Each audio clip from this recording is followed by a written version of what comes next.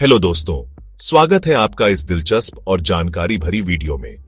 आज हम बात करेंगे भारत और चीन की आर्थिक स्थिति के बारे में।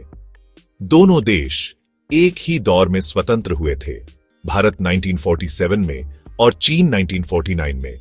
लेकिन 2025 में खड़े होकर देखें तो चीन दुनिया की दूसरी सबसे बड़ी अर्थव्यवस्था है, जबकि भारत अभी भी एक विकासशील देश है। ऐसा क्यों हुआ? चलिए इसे समझते हैं। पहला बिंदु है राजनीतिक व्यवस्था। चीन एक साम्यवादी देश है, जहां एक ही पार्टी का शासन है। फैसले जल्दी होते हैं और सख्ती से लागू किए जाते हैं। दूसरी ओर भारत एक लोकतांत्रिक देश है। यहां कई पार्टियां हैं और फैसले लेने में वक्त लगता है। विरोध और चर्चा की प्रक्रिया लंबी होती है।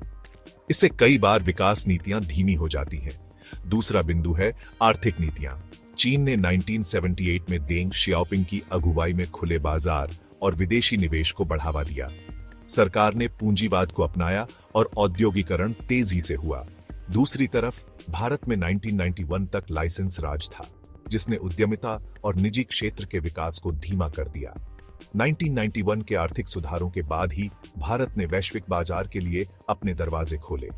तीसरा बिंदु है इंफ्रास्ट्रक्चर पर फोकस। चीन ने सड़कों, रेलवे, बंदरगाहों और बिजली पर भारी निवेश किया। इससे लॉजिस्टिक्स बेहतर हुए और विदेशी कंपनियों को चीन में उद्योग लगाने में सहूलियत हुई। भारत में इंफ्रास्ट्रक्चर पर निवेश धीमा रहा, जिससे व्यापार और उद्योगों के विकास में रुकावट आई। चौथा बिंदु है जनसंख्या नियंत्रण। चीन ने सख्त एक बच्चा नीति अपनाई, जिससे जनसंख्या नियंत्रण में रही और संसाधनों पर दबाव कम हुआ।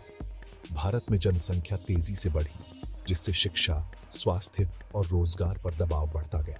पांचवा बिंदु है शिक्षा और स्किल डेवलपमेंट। चीन ने तकनीकी शिक्षा और व्यावसायिक प्रशिक्षण पर जोर दिया। आज चीन टेक्नोलॉजी और मैन्युफैक्चरिंग में आगे है। दूसरी ओर भारत में शिक्षा का स्तर असमान है और स्किल डेवलपमेंट पर अपेक्षाकृत कम ध्यान दिया गया। छठा बिंदु है घरेलू उत्पादन। चीन ने दुनिया का मैन्युफैक्चरिंग हब बनने की रणनीति अपनाई। सस्ती दरों पर बड़े पैमाने पर उत्पादन किया, जिससे निर्यात बढ़ा।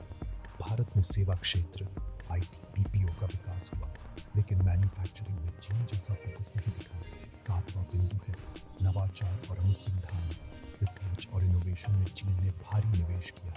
आज चीन आर्टिफिशियल इंटेलिजेंस, 5G और ग्रीन एनर्जी में अग्रणी है। भारत में स्टार्टअप कल्चर बना है, लेकिन अनुसंधान और विकास पर सरकारी और निजी निवेश सीमित है। आठवां और अंतिम बिंदु है सामाजिक दृष्टिकोण। चीन में सरकार के फैसलों पर सवाल उठाने की गुंजाइश कम है, जिससे नीतियों का क्रियान्वयन तेजी से होता है। भारत में लोकतंत्र में विरोध और बहस की वजह से फैसलों को लागू करने में देरी होती है, लेकिन यह स्वतंत्रता भी हमारी ताकत है। निष्कर्ष यह है कि भारत और चीन की आर्थिक स्थिति में अंतर की वजह उनके राजनीतिक मॉडल, नीति निर्धारण, जनसंख्या नियंत्रण, इंफ्रास्ट्रक्चर, शिक्षा और मैन्युफैक्चरिंग पर फोकस है। लेकिन भारत की अपनी ताकतें भी हैं। लोकतंत्र, विविधता और नवाचार की स्वतंत्रता। हमें चीन की तेजी से सीख कर अपनी कमजोरियों को दूर करना है और अपने मॉडल को मजबूत बनाना है। अब सवाल यह है कि क्या भारत आने वाले वर्षों में चीन को आर्थिक रूप से टक्कर दे सकता है?